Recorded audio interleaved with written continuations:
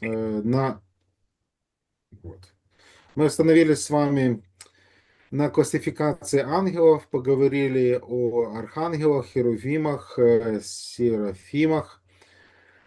И также есть у нас еще несколько терминов, которые используются для определения ангелов. Один из них это животные, но это не те животные, которые животные. Мгм. Длинное предложение для меня. Да, sorry, да. Okay. Ուրեմն մենք նախորդ լեկցիաների ընթացքում զրուցեցինք հրեշտակների մասին, իրենց դաստակարգերի, քերովբեների, սերովբեների մասին խոսեցինք, եւ մեզ էլի բան մնաց որպեսզի քննարկենք, որը հիմա արդեն կանենք։ Поэтому как в книге Откровения, так и в книге Иезекииля есть так называемые животные, которые находятся у престола Божьего. Կենթանակերպերի մասին պետք է խոսենք այն առումով, որ կան աստվածաշնչում գրքեր, որտեղ նկարագրված են կենթանիներ, որոնք որ գտնվում են Աստծո գահի մոտ։ И они обладают внешностью льва, тельца, человека и орла. Мгм. Եվ նրանք ունեն առյուծի, խոյի, մարդու եւ ումբաց թողեցի արծվի։ Поэтому они самые такие представляются мощными и совмещают в себе как диких животных, домашних животных, людей и птиц. Եվ այսպեսով, որպեսզի նրանց ուժը ցուցադրվի, իրենք նկարագրված են ընտանի կենթանիներով, վայրի կենթանիներով, թռչուններով եւ մարդկանցով։ Այս ամբողջի հավաքական կերպարն է։ Наверное, их очень трудно напугать, потому что с какой бы стороны ни подходил, они всегда смотрят. Երևի դժվար կլինի ինձ վախեցնել, որովհետեւ որ կողմից որ մոտենաս փորձես հանկարծակի բերել, միևնույնն է կտեսնեն։ Поэтому ты сам напугаешься, чем кого-то из них напугаешь. Նրա համար ավելի շուտ դու կվախենաս, քան թե կվախեցնես ինչ-որ մեկին։ Ну, я не знаю, я бы, наверное, быстро проснулся, если мне такое приснилось. Ես արագ կզարթնեի, եթե այս բան գար սիլքին։ И у нас есть еще 24 старца в книге Откровения. Դա մենք ունենք 24 երեցներ հայտնության գրքի մեջ։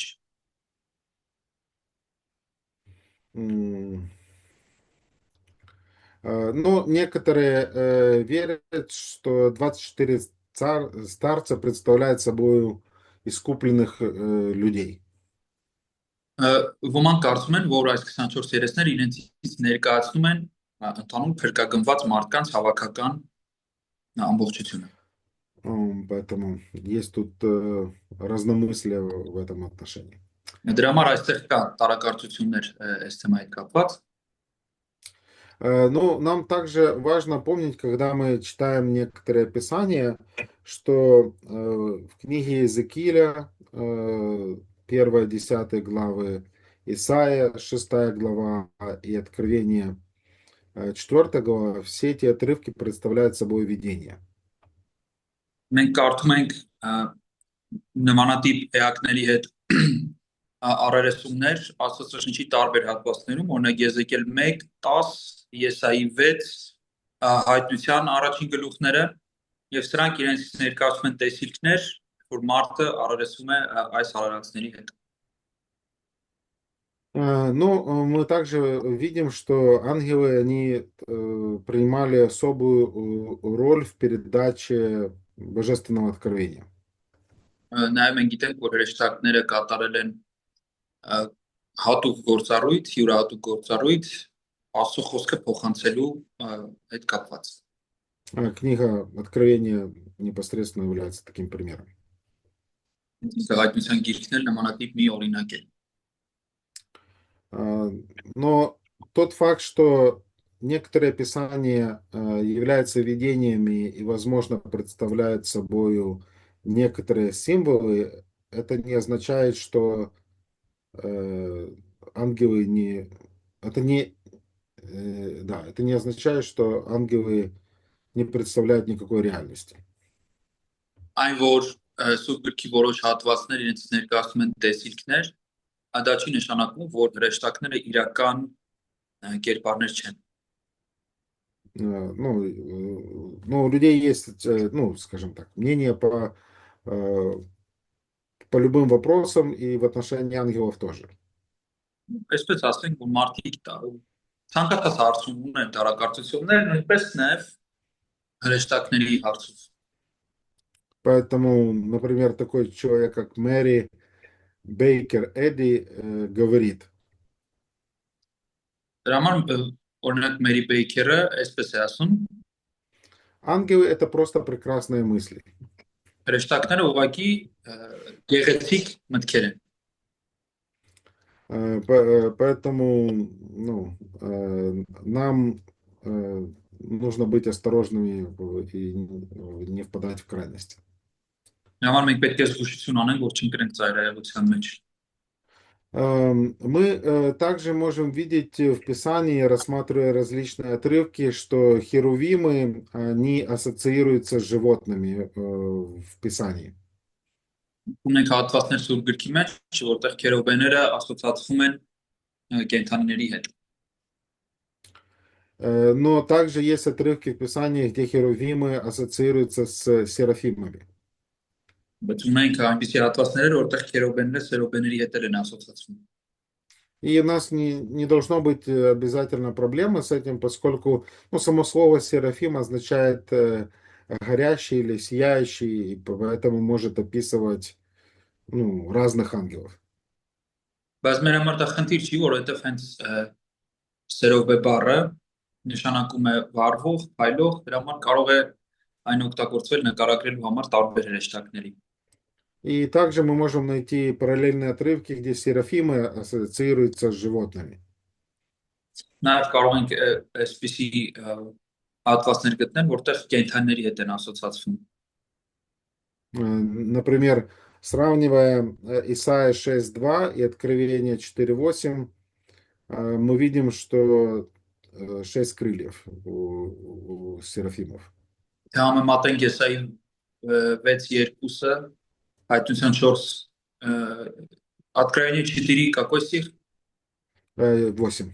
4-ի 7-ի հետ, 6-ի 2-ը Եսայուց, եթե համեմատենք Հայտնության 4-ի 7-ի հետ, կտեսնենք, որ 8-ի հետ կներեք։ Կտեսնենք, որ այնտեղ նշվում է, որ իրենք 6 թև ունեն։ Однако в видении Иезекииля упоминается только 4 крыла, 1.6. Չնայած այս ամեն ինչին, Եզեկիելի 1:6-ը միայն 4 թև է հիշատակում։ Несколько таких заключений на эту тему. Մի քանի եզրահանգումներ անենք այս թեմայի հետ կապված։ Брат Вячеслав, Да. то есть ангел и это нет, животные, то есть это синонимы, да? Можно так сказать. Можно так сказать, но можно так сказать, что это может какая-то особая категория, ну, ангелов. Ага. То есть они ангели, просто там несколько сортов. Да, несколько сортов, да. Ага. Да. Да, есть у них своя иерархия, и они отличаются друг от друга. Եսայի ջան, լավ, որ եղբայրներն է, որտեվ Եսայիում ասում է սերով է, ստեղ ասում է կենթանի, բայց մենք տեսնում ենք այս երկու թղթում էլ նույն կենթանին կամ նույն հրեշտակը այդ նույն թևեր ունեն 6։ Դրա համար էի մտածում, երևի բանա, հոմանիշ է, էլի, կամ ստեղ հեղինակը այդ տերմինն է օգտագործը։ Ողնան ախպերս ինքը դրա համար ասեց սկզբում, որ ես ասոցացնում եմ իր ասածը, իր տեսակետն է, որ ինքը ասոցացնում է, այս երկու հատվածներին իրար հետ ասում է, որ նմանություն կա դրա մեջ, այսինքն հնարավոր է, որ այս էակները ու այն էակները իրար հետ որ խոսում են, տարբեր տեսանկյուններով նույն բանի մասին են խոսում։ Մի հատ կհարցնես։ Նոր է դեր ասում։ Можете еще обратиться к Исаии 6 главе и Откровению 4 главе. Какое согласие вы видите между этими главами? Там есть просто указание на том, что эти ангелы имели 6 крыльев. Там упоминается звери, да? Еще в Откровении. Да. То есть вы ассоциируетесь один с другим? Да, поэтому вывод из всего этого какой, Это Орнан Ахмедес. что нет никакой причины полагать, что все эти существа или животные относятся к другой категории существ, отличной от ангелов. Իր ասածը նաև որ բոլորը հրեշտակներ են, կա հիերարխիա, ու այդ հիերարխիայի մեջ արդեն տեղավորվում են ամեն մեկը ըստ իր կարգի։ И также среди них просматриваются общие функциональные черты. Էմոցիոնալն է, Функциональные. ֆունկցիոնալ։ Իրենց մեջ նաև այս դասակարգումների մեջ կան ընդհանուր գործառույթային գծեր, այսինքն բան, որ մեկը անում է, կա որ ուրիշ տեսակն էլ այդ նույն բանից անում։ Они всегда представляют собой либо слух, либо хранителей, которые всегда находятся в присутствии Бога. Մենք իրենցից ներկայացնում են կամ ծառաներ կամ հսկիչներ, որոնք որ գտնվում են մշտական գոյության մեջ Աստծո ներկայության։ И они как бы все вводят, все творение призывают к поклонению. Եվ կարծես ամբողջ արարչագործությունը կոչ են անում դեպի երկրպագության։ Так, хорошо. Так, есть еще другие приписываемые категории ангелам. Կամ նաև ուրիշ վերագրվող կարգեր հրեշտակային։ Иногда трудно установить, как воспринимать тот или иной контекст, как дидактический или полемический или спорный. Ժամանակ առ ժամանակ դժվար է ասել հատվածի նկարագրական կամ պոլեմիկ, այսինքն վիճաբանության միջոցով ճշմարտությունը դուրս բերելու կերպով լինելը։ Другими словами, действительно ли отрывок Писания, который мы читаем, является дидактическим или он нас учит чему-то, или же просто Павел говорит по отношению к неправильному, возможно, там, пониманию этих вопросов и оспаривает какие-то аргументы в классификации ангелов у иудеев. Именно Павел, да? Да. Այսինքն հատվածներ կան, որտեղ դժվար է ասել Պողոսը հստակ մեզ ինչ-որ բան սովորացնելու համար է դա գրում, թե պատասխանում է հрьяաների կողմից սխալ պատկերացումների եւ փորձում է դրանք ուղղել։ Поэтому у нас есть тексты, но они снова не являются непосредственными текстами, которые нам поясняют доктрину ангелов. Դրա համար մենք ունենք տեքստեր, բայց դրանք բարդադիր չի որ բացատրեն հրեշտակաբանությունը իրենցով։ Դրա համար նախատեսված չլինեն։ Например, в Новом Завете у нас есть такой термин, который используется престолы. Նաև մեզ օրինակ նոր կտականում մեզ հայտնի է այսպիսի մի տերմին գահ, И данное обозначение подчеркивает достоинство и авторитет ангельских правителей. Այս արտահայտությունը մեզ համար ընդգծում է իշխանությունը, հեղինակությունը հրեշտակների։ В своем божественном использовании при осуществлении Божьего правления. Можно еще раз это мысль? Вот этот термин «престолы» мы можем увидеть, апостол Павел использует и Ефесянам, Колоссянам, Да. в Петра, в послании к Иуде. Մենք այս արտահայտությունը գահեր տերություններ, մենք տեսնում ենք Պողոսի թղթերում, բայց հետո տեսնում ենք նաև Ուդայի մեջ, Պետրոսի մեջ, Պողոս օգտագործում է նաև Եփեսացիներին ուղղված թղթում, и может указывать на ангельские существа, которые находятся непосредственно в Божьем присутствии. եւ հնարավոր է խոսում են հրեշտակային այն դասակարգի մասին, որոնք գտնվում են անմիջական աստվածային ներկայության մեջ։ Поэтому некоторые видят связь как с Откровением, где мы читаем о престолах там, этих старцев, и книга Даниила 10:13. Դրա համար էլ որոշները տեսնում են զուգահեռներ, երբ որ կարդում են հայտնության մեջի այդ գահերի մասին եւ Դանիելի մարգարեության մեջ էլի երբ որ գահերի հետ կապված խոսակցություն կա, էլի նրանք ասոցացնում են հրեշտակների հետ։ И в послании к Колоссянам 1:16 мы видим другой термин, который идет сразу после престолов, это господство.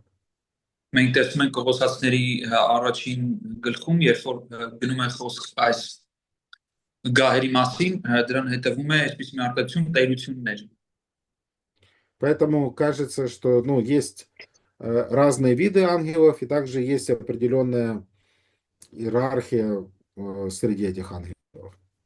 Այս ամենից մեր մոտ տպավորությունը ստեղծում է, որ կան տարբեր տեսակի հրեշտակներ եւ կա հիերարխիա, աստիճանակարգ այդ տարբեր տեսակի հրեշտակների մոտ։ Третий термин, который используется, греческое слово архаи, переводится как власти. Արխայի բառը հունարենից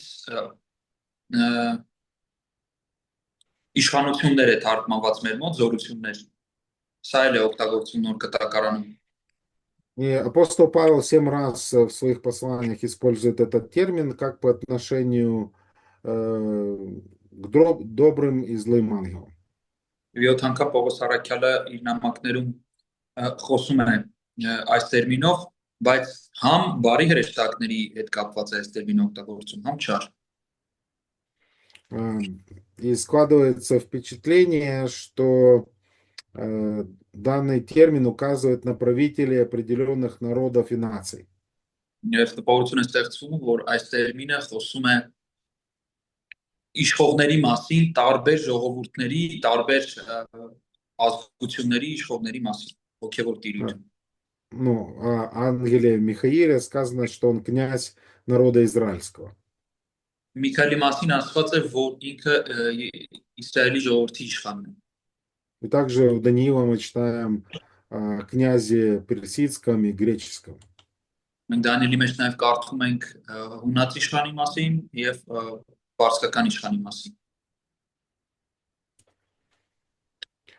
И мы понимаем, что эти власти, они были, опять же, в контексте Колоссянам 1:16, были созданы.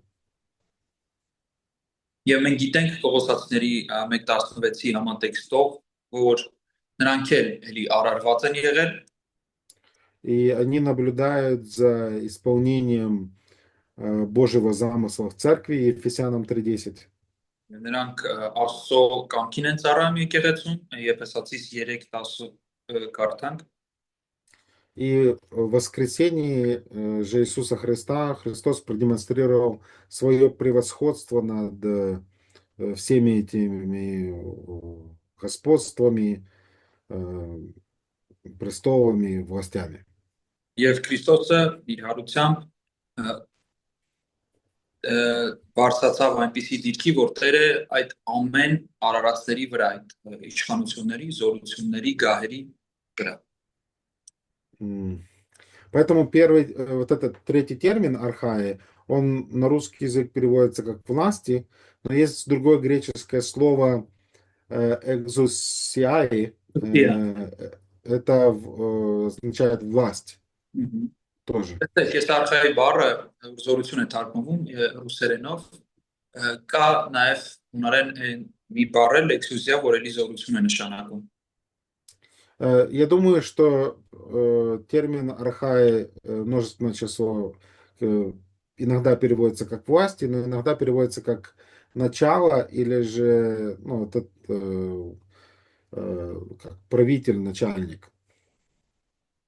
Այս արխայի բառը հոգնակիով շատ հաճախ թարգմանվում է որպես նաև առաջին այդ իմաստով կամ որպես վերակացու այս իմաստով էլ է թարգմանում Четвертый, получается, наш термин, это экзусиай, это тоже множественное число, означает силы и подчеркивает данный термин непосредственно власть ангелов и бесов по отношению к тому, что происходит в этом мире. Они могут, скажем так, действовать.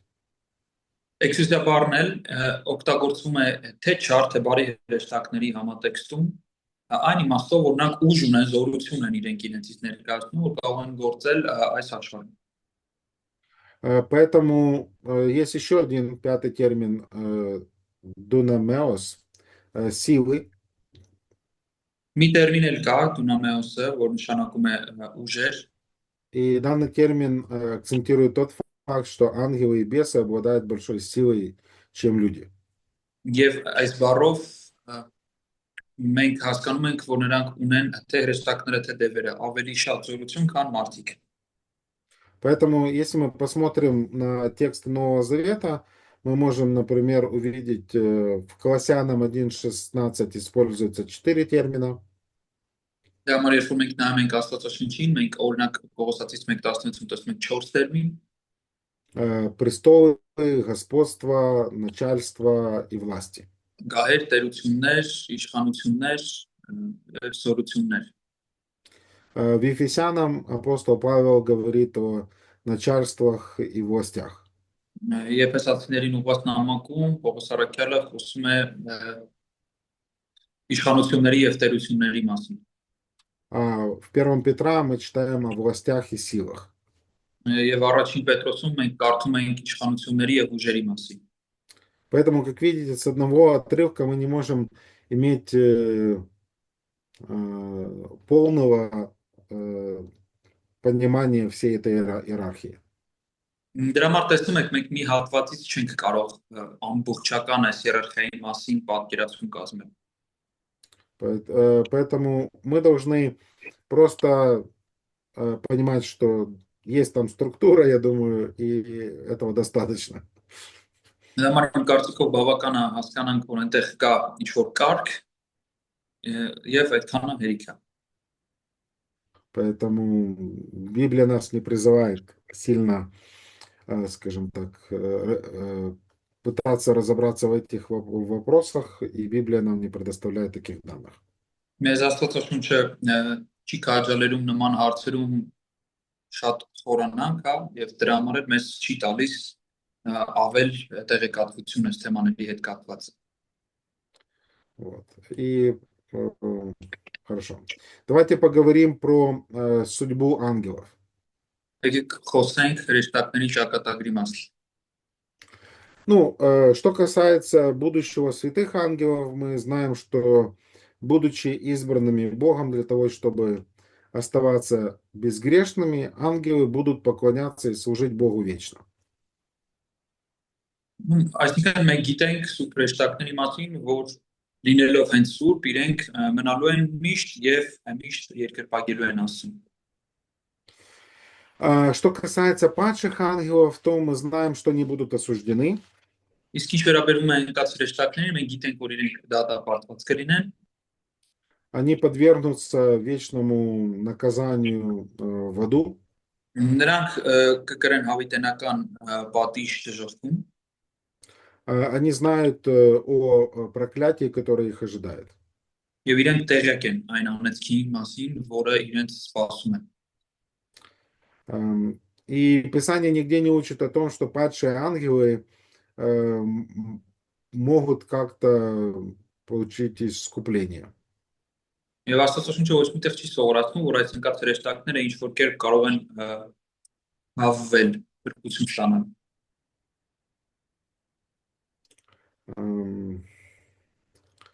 Так. Ну, мы еще про сатану и поговорим более подробно. Служение ангелов. Իրենց ծառայությունը։ Так, служение ангелов. Давайте слайд покажем, чтобы мы были в контексте. Так, вроде должно быть видно. Պետք է որ տեսանելի լինի արդեն սլայդը։ Мгм. Да. Если у вас так настройки в компьютере, что показывает, что происходит у меня на экране, то вы должны видеть. Так, что мы можем сказать относительно служения? Они служат прежде всего по отношению к Богу. Ինչ կարող ենք մենք ասել նրանց ծառայության մասին։ Առաջին հերթին նրանք ծառայում են Աստծուն։ Это главная работа, скажем так, функция ангелов. Они ассоциируются с Божьим присутствием. Սա նրանց գլխավոր դերակատարությունն է, նրանք ասոցացվում են Աստծո ներկայության հետ։ Они прославляют Бога, благословляют Бога, об этом говорят многие отрывки. Նրանք օրհնում են Տիրոջը, փառաբանում են նրան եւ դրա մասին խոսում են շատ հատվածներ Սուրբ գրային։ Поэтому также они слушают Бога и делают то, что Он им говорит. Դրա համար լսում են Տիրոջը եւ անում են այն, ինչ որ նա ասում է։ И еще одна функция, они исполняют волю Божию. Մի դերակատարություններ, որ նրանք ունեն, նրանք կատարում են Աստծո կամքը։ Также они выполняют определенную функцию по отношению к творению. Նրանք նաեւ գործառույթ ունեն արարչագործության հետ։ В книге Иова, 38 главе, Бог дал ангелам большую власть над природой. Հոբի 38-ում տեսնում ենք, որ Աստված հրեշտակներին տվեց մեծ իշխանություն բնության վրա։ Читая Псалом 78, мы видим, что им была дана непосредственная роль в исполнении египетских казней.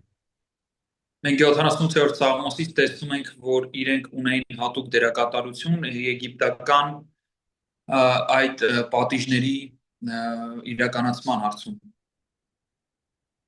Мы видим также в контексте творения, что они там делали. Ну, ангел откатил камень от гробницы Иисуса.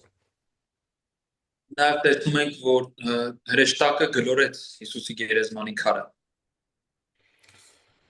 Также ангел освободил Петра из тюрьмы, сделал так, что ворота тюрьмы были открыты. Նույնպես հրեշտակը բացեց Պետրոսի առաջ վանտի դռները։ И в книге Откровения мы читаем, что Бог будет использовать ангелов в контексте судов, когда Бог будет наказывать человечество ветрами, землей, морем, деревьями. Մենք տեսնում ենք, որ հայտության գրքում էլ նրանք ունենան իրենց դերակատարությունը, երբ որ Աստված կպատժի մարդկությանը տարբեր բնական տարերքներով։ Также по отношению к грехопадению, когда люди согрешили, Бог поставил ангела, чтобы он не пускал людей в рай. Եվ նաև տեսնում ենք, որ մեղքից հետո Աստված դրեց հրեշտակ, որը կպահեր կյանքից առաջ ճանապարհը։ Также мы видим особую роль ангелов в отношении к Божьему народу Израилю. Они участвовали в жизни патриархов, в принятии закона Моисея на международной арене, в книге Даниила они также присутствуют. Մենք տեսնում ենք նաև հրեշտակների գործառույթները հայրերի կյանքում, հա, նախահայրերի կյանքում, տեսնում ենք իրենց գործառույթները Իսրայելի ժողովրդի կյանքում, տեսնում ենք Մովսեսի պատմության մեջ հրեշտակների ներգրավվածությունը ու Դանիելի մարգարեության մեջ։ Также ангелы принимали активную роль в земном служении Иисуса Христа до момента еще его зачатия и заканчивая его смертью и воскресением. Նաև Հիսուս Քրիստոսի երկրային կյանքի ժամանակ սկսած Մարիամի հղացումից մինչև իր խաչելիություն տեսնում ենք հրեշտակների ներգրավվածությունը։ Но они объявили его рождение людям. Նա հայտնվեց եւ ասեց Քրիստոսի ծնունդի մասին, Они уберегали его от Ирода, давая знать, что им нужно бежать в другую страну. հրեշտակը հայտնվեց եւ Հովսեփին տեղեկացրեց, որ պետք է փախչեն, երբ Հիսուսը դեռ մանուկ էր։ Служили Христу после его искушения. Իր փորձությունից հետո անապատային ծառայում էր հրեշտակը իրեն, Всегда ему подчинялись միշտ իրեն ենթարկվում էին и подкрепляли его в Гефсиманском саду перед страданиями. եւ զորացնում էին Քրիստոսին Գեթսեմանի այգում տառապանքներից առաջ։ Также они были вестниками, объявив людям о воскресении. Նաեւ նրանք ավետաբեր էին հանդիսանում ժողովրդին հարության մասին խոսելով։ И также, когда Иисус Христос уже вознесся, помните, два мужа явились апостолам и сказали, ну, уже хватит смотреть на небо, идите, ждите в Иерусалим. Он придет так же само, как и вознесся. Եվ հիշում եք նաև գործքի առաջին գլխում, երբ որ առաքյալները Հիսուսի համբարձումից հետո կանգնած էին, հրեշտակը հայտնվեց, ասեց. Ինչ եք դեռ այստեղ կանգնած երկինք նայում, գնացեք Երուսաղեմ։ Այդտեղ էլ կար հրեշտակային ներգրավվածություն։ И также мы видим, ангелы будут участвовать во время второго пришествия Иисуса Христа на землю. Նաև նրանք ներգրաված կլինեն Քրիստոսի երկրորդ գալուստի ժամանակվա այդ իրադարձությունների մեջ։ И если вы верите, что церковь вознесется до скорби, то это также означает, что мы будем в этой кампании возвращаться на землю с Иисусом Христом. Եվ եթե դուք հավատում եք, որ մենք կհապշտակվենք նեղությունից առաջ, կլինենք այդ խմբի մեջ եւ կվերադառնանք Քրիստոսի հետ։ Поэтому все верующие в этой битве пацифистами уже не будут. Դրա համար բոլոր հավատացյալները այս կռվի ժամանակ էլ չեն կարող լինել պասիֆիստներ։ И мы видим в Откровении 5 глава, что ангелы не будут поклоняться и славить Бога всю жизнь. Можно еще раз это предложение? Но ангелы в Откровении 5 глава, они будут поклоняться и славить Бога всю жизнь. Հայտնություն 5-րդ գլխից մենք գիտենք նաև, որ հրեշտակները հավիտյան առանց դադարի Աստծուն կերկրպագեն։ Также мы видим, ангелы совершают или совершали особое служение по отношению к пророкам и апостолам. Մենք նաև տեսնում ենք, որ նրանք ծառայություն են արել, յուրահատուկ ծառայություն են արել Они были часто посредниками, которые передавали откровения. Շատ հաճախ նրանք միջնորդ էին հայտնության փոխանցման ժամանակ։ Отвечали на молитвы, а также помогали, ободряли и избавляли от опасности. Պատասխանել են աղոթքի, քաջալերել են, ազատել են փորձությունից, զգուշացումներ են արել։ Теперь по отношению к верующим они совершают служение. Всем верующим. Мы говорили конкретно апостолы и пророки, теперь по отношению ко всем. Հիմա արդեն խոսեցինք վերջին բանը, որ խոսեցինք դա մարգարեներն ու առաքյալներին, հիմա ընդհանուր հավատացյալների հետ կապված։ Ключевой стих в этом отношении Евреям 1:14. Բանալի հատվածը այս թեմայի հետ կապված Եբրայեցիներին 1:14-ն է։ Этот текст использует термин греческое лейтургика, от этого слова литургия присутствует в русском языке. Ծառայություն անելու հետ կապված բառը, որ օգտագործված է հունարենում, անցել է ռուսերենին իր արմատով եւ ստացել է լիտուրգիա բառը։ Ну, сама фраза переведена как «служебными духами».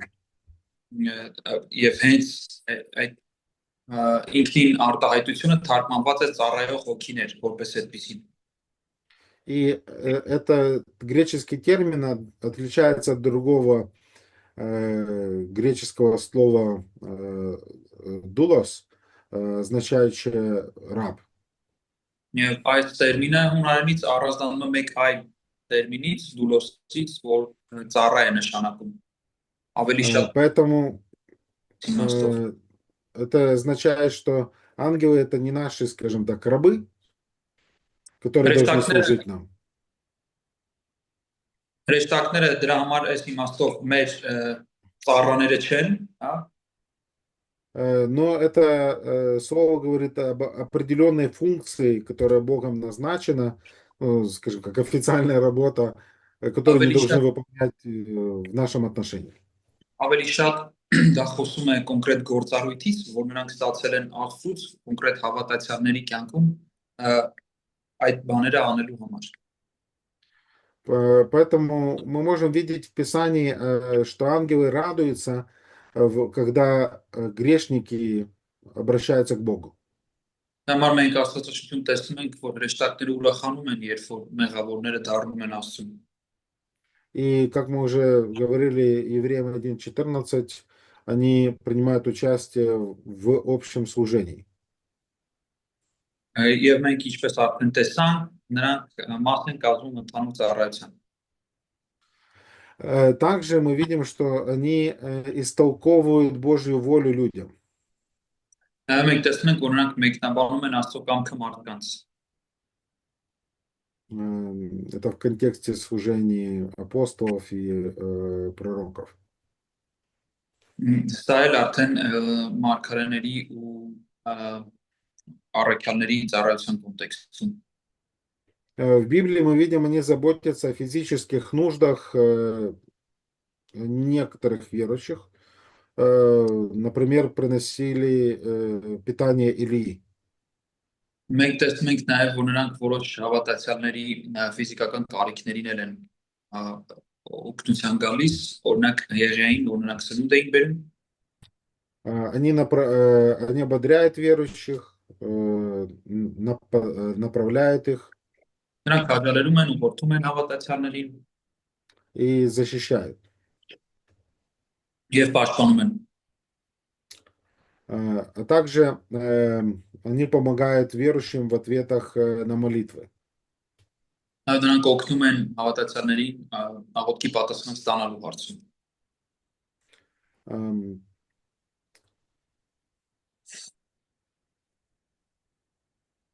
И они, возможно, принимают участие в отнесении духа вместо его вечного пребывания после смерти человека. Ու հնարավոր է նրանք նաև ունեն այսպիսի մի գործառույթ, տեղափոխում են հանգուցյալի հոգին մարմնից դուրս գալու ժամանակ մինչև իր հավիտենական բնակավայրը։ Возможно, что история Лазаря является собой пример того, что будет происходить после смерти всех верующих.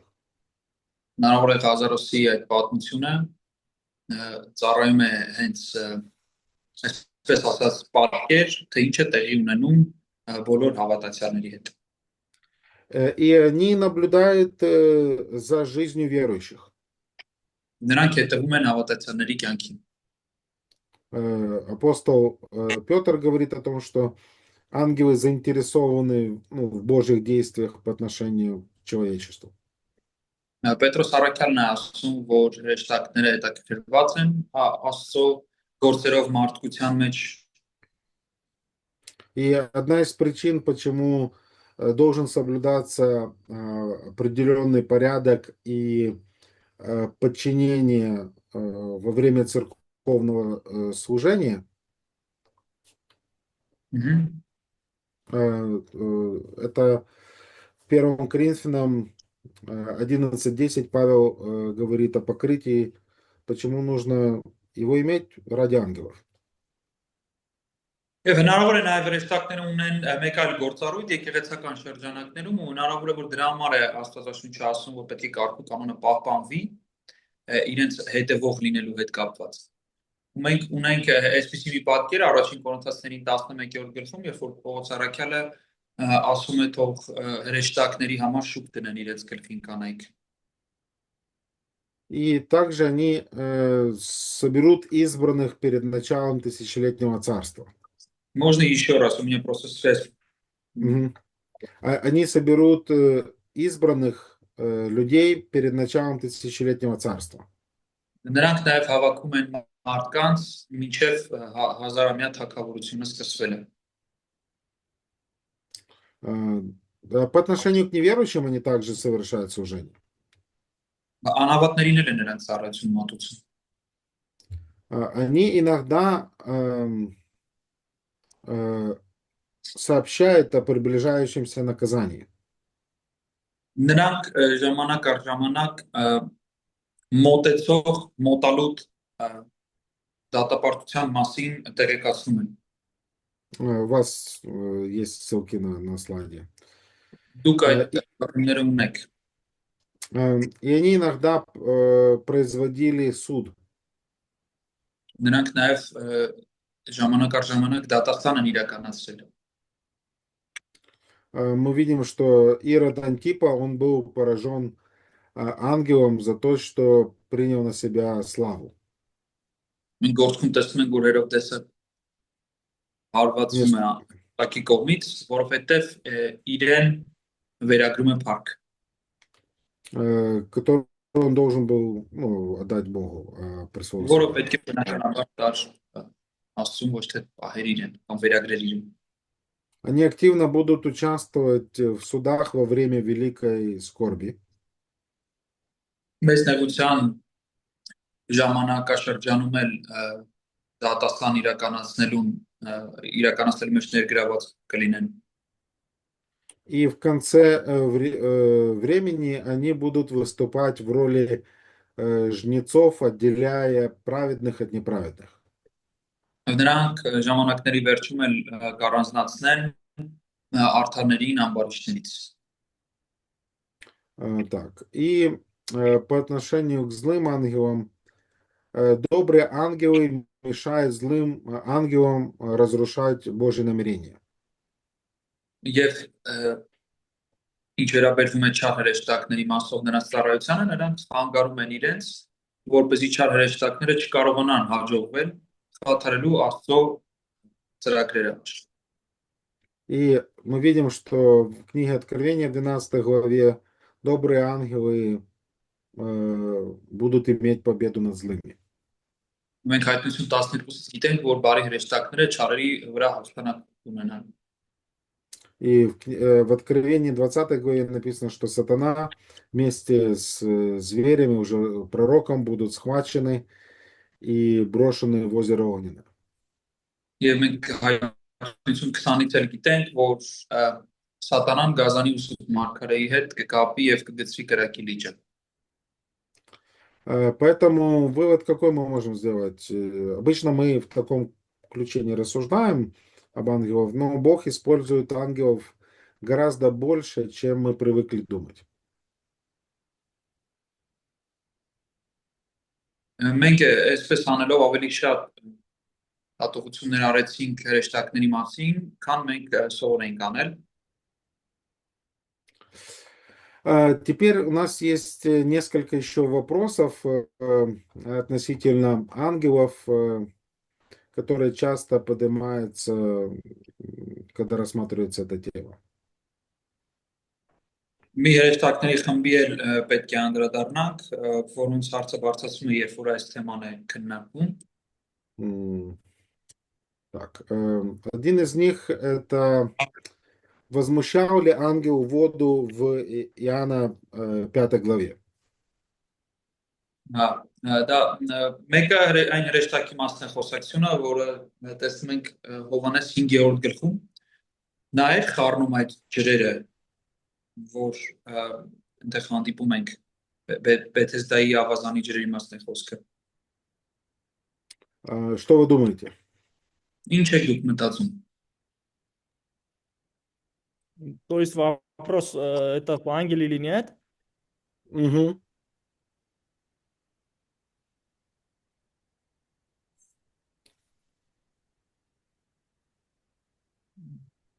Դե Բլյանի երևի իրանք են, որովհետև այդտեղ բժշկության մասին է էլի խոսքը գնում, որ բժշկվում է։ Այսինքն Наверное, չարժեշտական наверное, ангелы, потому что там идет речь о том, что люди исцелились. Ну, люди ожидали исцеления, но тут вопрос не в том, что люди исцелялись.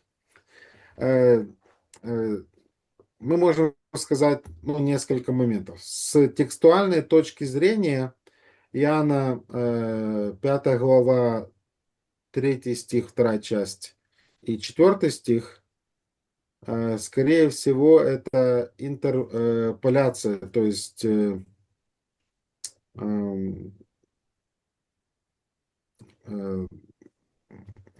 Я понимаю. Да, хорошо, переводи. Да, спасибо.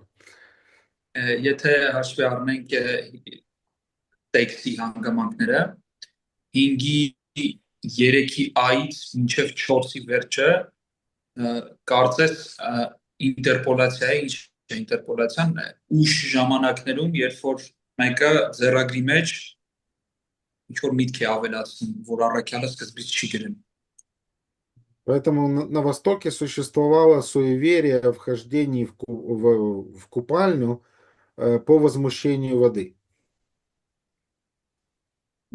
Можно еще это? Ну, на Востоке существовало суеверие о том, что нужно входить в воду, когда вода возмущается. Արևելքում կար այսպիսի սնոտիա պաշտական ընկալում, որ ջրերի խառնվելու այսինքն երբ որ ալեկոծվում է ջրերը, այդ ժամանակա պետք մտնել։ И Иоанна 5:4 явно отразило верование людей, которые, ну, имели болезни. Այս 5-4-ը Հովանեսի բացահայտ հայլային կերպով արտացոլում է այս հավատամքը, որ մարդիկ ունեին հիվանդության բժշկվելու հետ կապված։ Ну, особенно если мы сравним со стихом 7, в котором нет текстуальных трудностей. Եթե մենք մանավանդ համեմատենք 7-րդ համարի հետ, որտեղ տեքստային բարդություններ չկան։ Поэтому этот отрывок, скажем, говорит о том, что люди так верили, но это не является, скажем так, утверждением, что это на самом деле было так. Տեսեք, այդտեղ էլ կա այսպիսի մի վկայություն, որ մարդիկ հավատացել են տենց ու ոնց որ Հովանես ասում է մարդիկ տենց էին հավատում, բայց դա չի նշանակում, որ Հովանես ասում է, որ դա տենց էր իրականում։ То есть этот отрывок не следует использовать в качестве богословского учения или какого-то правила. Հենց հետևում է, որ այս հատվածը չարժի վերցնել աստվածաբանական տեսանկյունից որպես բացարձակ ճշմարտություն ու սովորեցնել։ Да. Իմ համար խնդիր էլ չկա, որ անգամ ես հավատամ դրան, որ հրեշտակը կարարիչներ ջուրը խառներ, այդքան բարդ գործեր էր անում, դրա եղածը ինչ էր։ Այսինքն անգամ եթե դա լինի, խնդիր չէ էլի իմ համար։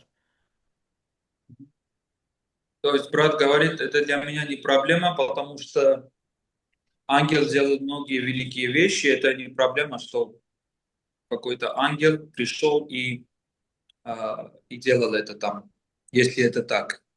Я согласен, что для нас это не проблема, для большинства, но вы будете проводить домашнюю группу в следующую неделю, и кто-то у вас спросит. Իսկ տիրոջ հրեշտակ ինչի է գրնում այդ արտահայտությունը։ Իսկ տիրոջ հրեշտակը։ А почему именно эта фраза «ангел Господень»? Там? Брат, вы слышите? Да, в этом отрывке? Да. Ну да, Не знаю. 4 стихе написано. Ну, я не знаю почему. Չգիտի եղբայրը ինչի։ На греческом нету, да? Ну, на греческом не во всех манускриптах, я так понимаю. Իր հասկացողությամբ ոչ բոլոր ձեռագրերում է։ Давайте посмотрим еще один вопрос. Եկեք ուսումնասիրենք։ Как насчет личных ангелов-хранителей? Իսկ ինչ կասեք անձնական պահապան հրեշտակների մասին։ Вероятность, что ангелы-хранители есть, существует, но сказать с абсолютной уверенностью нельзя. Կա հավանականություն, որ պահապան հրեշտակներ գոյություն ունեն, բայց բացարձակ վստահությամբ չի կարելի դա պնդել։ Это как кто-то сказал, что когда ты едешь на машине со скоростью 60 км в час, то ангел-хранитель сидит рядом с тобой. Մեկը ասում է, որ այսպեսի արտահայտություն, որ եթե 60 կմ/ժ վարում ես մեքենան, հրեշտակը քո հետ է։ А когда 80, он на заднем сиденье. Եթե 80 ես վարում, արդեն տեղափոխվում է ետևի նստատեղ։ А больше 100 он уже не успевает. Ես 100-ից վերև արդեն չի հասցնում։ Вот. Миллард Эриксон по этому поводу, не по поводу анекдота, а по поводу Милларда вопросов, говорит следующее. Միլիարդ Էրիքսոնի խոսքից մեջ բերում եմ հիմա ասում։ Что можно сказать о концепции ангелов-хранителей и той идее, что у каждого человека, или, по крайней мере, у каждого верующего, есть свой особый ангел, которому поручено заботиться о нем и сопровождать его в этой жизни? Ինչ կարելի է ասել, ասում եմ, այն գաղափարի մասին, որ գոնե ամեն հավատացյալի մասին խոսելիս, ոչ ամեն անհատի, որ ամեն հավատացյալ ունի իր պահապան հրեշտակը ու կարգադրված է իր մասին հոգ տանել, առաջնորդել ու պաշտպանել այս կյանքում։ Это представление было частью верований, распространенных среди иудеев во времена Христа. Կարելի ասել, որ այս գաղափարը Քրիստոսի ժամանակ հրեական շրջանակներում հայտի գաղափար էր, գոյություն ունեցող գաղափար էր։ И оттуда оно перекочевало, перешло в мышление некоторых христиан. Այդտեղից արդեն ինքը կոչել է որոշ քրիստոնյաների հասկացողություն։ И дальше Эриксон говорит, что в качестве аргумента используется текст Матфея 18:10, где Иисус поставил малое дитя в пример ученикам. Ասում եմ, որ փաստարկներից մեկը Մատթեոս 18:10-ից է, որ երբ որ Քրիստոսը փոքր երեխաներից մեկին է ներկայացնում իր աշակերտներին։ И также еще один аргумент, который используется, когда служанка рода, помните, встретила Петра, она не открыла ему двери сразу и подумала, что это его ангел пришел. Ինչ մեկ գործքի 12-ից, որ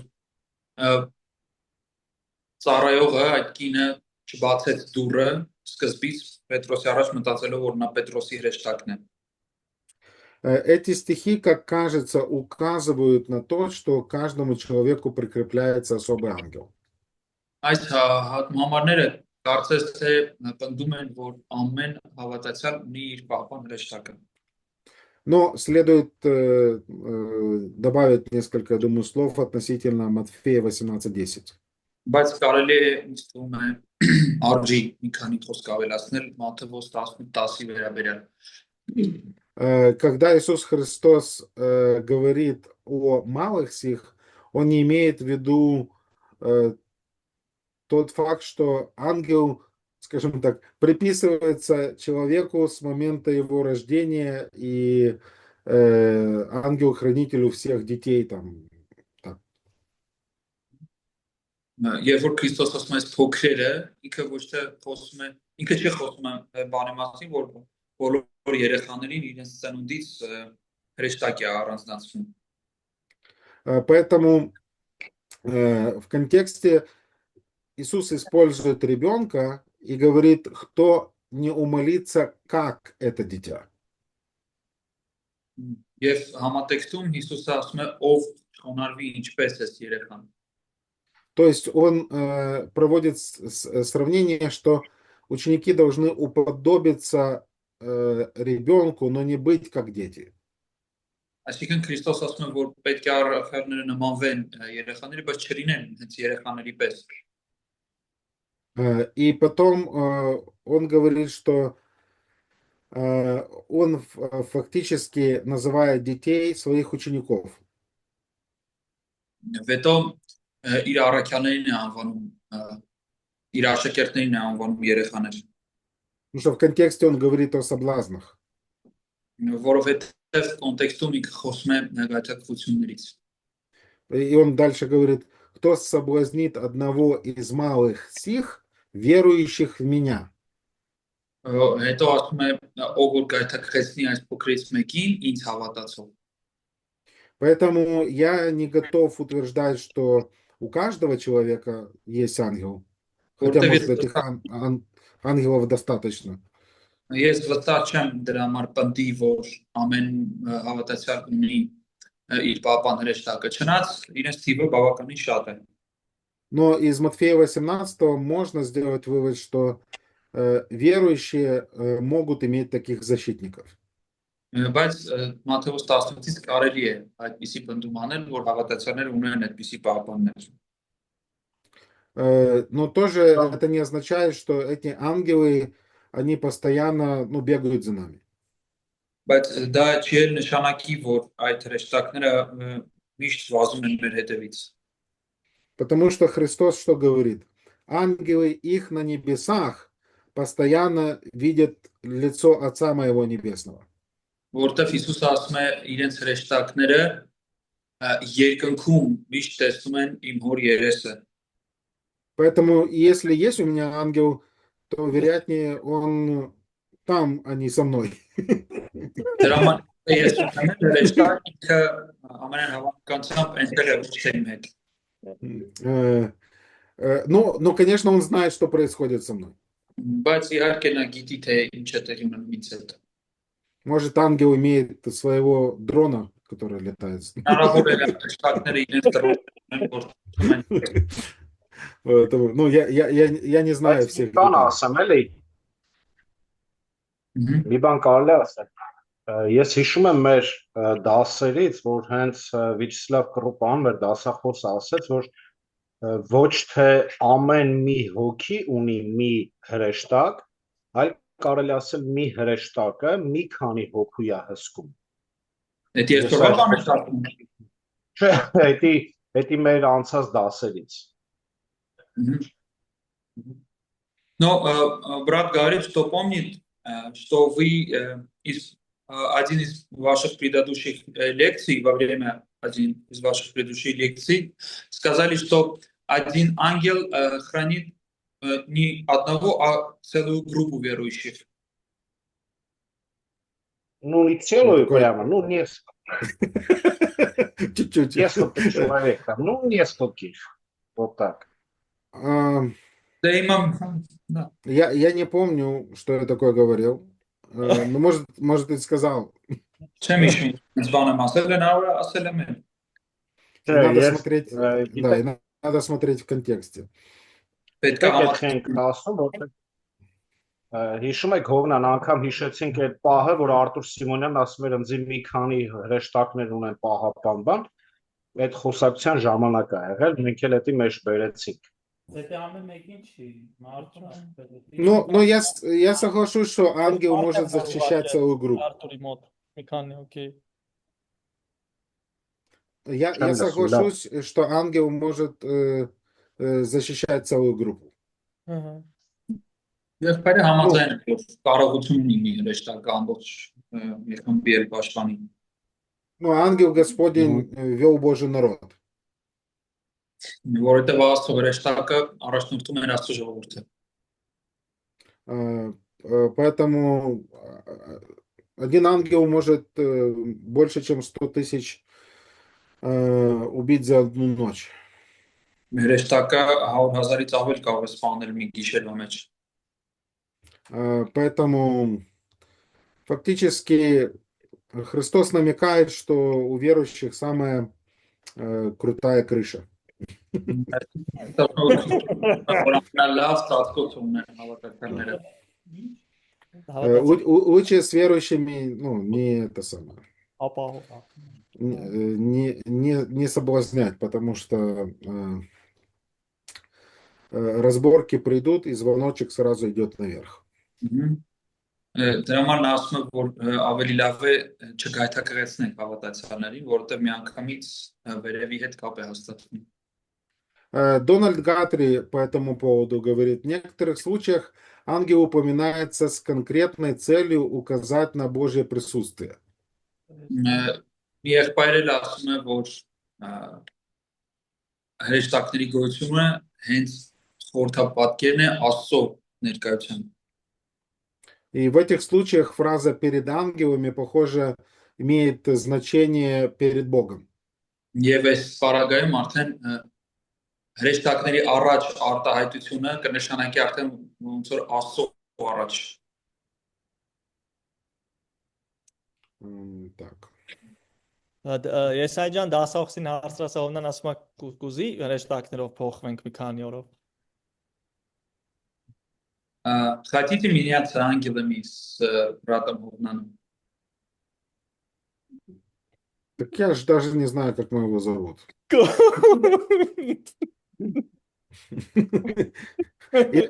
И у меня нет стопроцентной гарантии, что он у меня и вообще есть.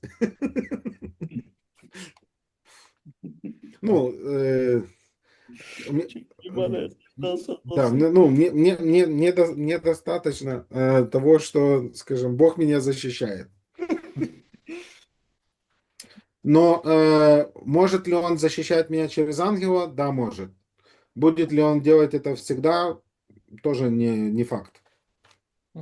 Աստված ինձ պաշտպանում է հրեշտակի միջոցով էլ կարող է պաշտպանել, առանց հրեշտակի էլ դա գիտեմ, բայց թե ինքը ինձ միշտ կպաշտպանի թե ոչ, դա փաստ չի։ Мы знаем, что мы можем пострадать по воле Божией, и Бог может нас не сохранить от определенных бед и смерти. Մենք գիտենք, որ կարող ենք անգամ տառապել Աստծո կամքի մեջ եւ Աստված մեզ ուղղակի չազատի այդ չարչարանքից, անգամ մահվանից։ Поэтому нам не нужно использовать 90-й или 91-й, наверное, у вас псалом, как, знаете, стопроцентную гарантию того, что ничего плохого не коснется, и ангелы будут меня везде носить. Դրա համար 91-րդ Սաղմոսը չարժի 100%-անոց որպես երաշխիք օգտագործել եւ ասել, որ ինչ էլ լինի, հրեշտակները ձեզ կպաշտպանեն։ Это фактически герменевтика сатаны. Դա հենց սատանայի հերմենեստիկան էր։ Потому что с таким толкованием он предлагал Иисусу Христу, чтобы он прыгнул с крыла храма. Եվ հենց դրա միջոցով էլ սատանան Քրիստոսին ասեց, որ կարող է թռչել տաճարից, գլխավերևից եւ կպահեն հրեշտակները իրեն։ Еще один вопрос относительно, продолжается ли служение ангелов в наши дни? Մի կիրառական հարցել է առաջ գալիս, շարունակում է արդյոք հրեշտակային ծառայությունը մեր օրերում։ Ну, если мы делаем вывод, что да, Бог может посылать ангелов, и как автор послания к евреям говорит, что они даны нам для служения, Եթե մենք հավատում ենք, որ Աստված ասել է, ինչպես Եբրայեցիս առաջին գլխում արդեն հիշատակեցինք այդ համարը մեր ծառայության համար, то такие эпизоды могут происходить. И автор послания к евреям говорит, что даже проявляя гостеприимство, иногда, может быть, случайно вы можете оказать гостеприимство ангелам, как некоторые это сделали.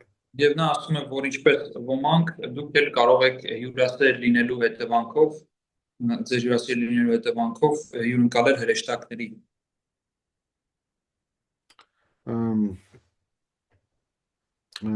Поэтому Читая Новый Завет, мы видим, что есть места Писания, которые говорят о том, что ангелы продолжают проявлять интерес к тому, что происходит в церкви.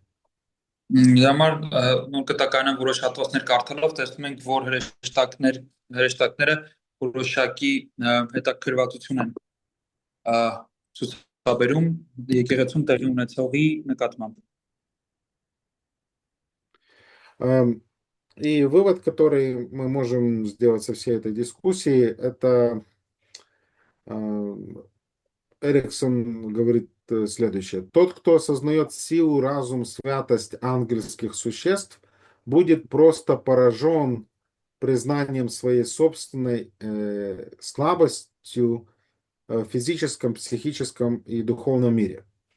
Էրիքսոնը ասում է, որ ով որ հասկանա այս ճշմարտությունները հրեշտակային ուժի դիրքի հետ կապված, ուղղակի շոկի մեջ կընկնի իր կարգավիճակի հետ կապված, այսինքն թե մտային, թե հոգևոր, թե ֆիզիկական։ В то же самое время он должен быть поражен теми безмерными ресурсами в распоряжении Бога, особенно когда вспомнит, что ангелы — это всего лишь служители, которые посылаемые нам на служение для тех, которые имеют наследовать спасение.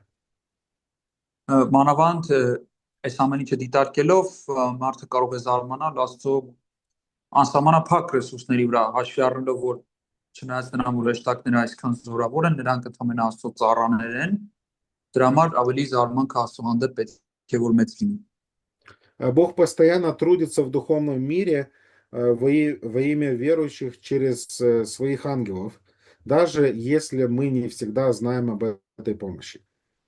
Աստված միշտ աշխատում է հոգևոր ոլորտում իր հավատացյալների համար, հրեշտակների միջոցով, անգամ այն պահերին էլ, երբ մենք չգիտենք դրա մասին։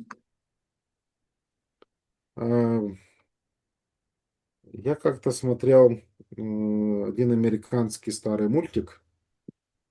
Ես նայեցի մի անգամ հին ամերիկյան մուլտֆիլմ, Помню, там про Микки Мауса. հիշում եմ, որ Միկի Մաուսի մասին էր։ И это мышка, которая бегала там от кота. Եվ այդ կատուն այդ մուկը, որ կատվից փախչում էր, И там есть эпизод, когда слон скрутил хобот и ну, сделал вид, как будто он мышка. եւ այնտեղ կա տեսարան, որ փիղը պատտվեց եւ այնպիսի տպավորություն ստեղծեց, ձևացավ, թե ինքը մուկ է։ И там получается такая картина, что этот кот уже готов эту мышь там схватить, но сзади появляется такая громадная мышь. Երբ որ կատուն արդեն պատրաստ էր այդ մկանը վերցնել եւ տեսնում ենք հետևը արդեն գալիս է այդ մեծ մուկը, Поэтому выглядит иногда так, что мы люди, знаете, как эти мыши, но слон большой и сильный, но почему-то он служит нам. ու այսպեսի մի տպավորություն եղավ իմ մոտ, որ մենք էլ մարդիկս էլ փոքր ենք, բայց մեզանից ավելի ուժեղը մեզ ծառայում այս իմաստով։ И поэтому нам ничего не страшно, когда такой ангелочек за нашей спиной. Նամար մեզ համար ոչ մի բան վախենալու չի, եթե մեր մեջքին այսպեսի մի փիր է կանգնել։ Хорошо, у нас есть еще две темы, которые мы должны рассмотреть. Մենք դեռ երկու թեմա ունենք, որ պետք է նայենք։ И в данном случае речь идет о сатанологии. Սատանաբանության մասին է խոսքը գնում։ Ну, мы понимаем, что это тоже ангел, как мы уже выяснили. Հասկանում ենք, որ մենք ինչպես արդեն բարձրացինք ինքն էլ հրեշտակ է, Но мы должны также понимать, что э, эта тема заслуживает, скажем так, отдельного рассуждения.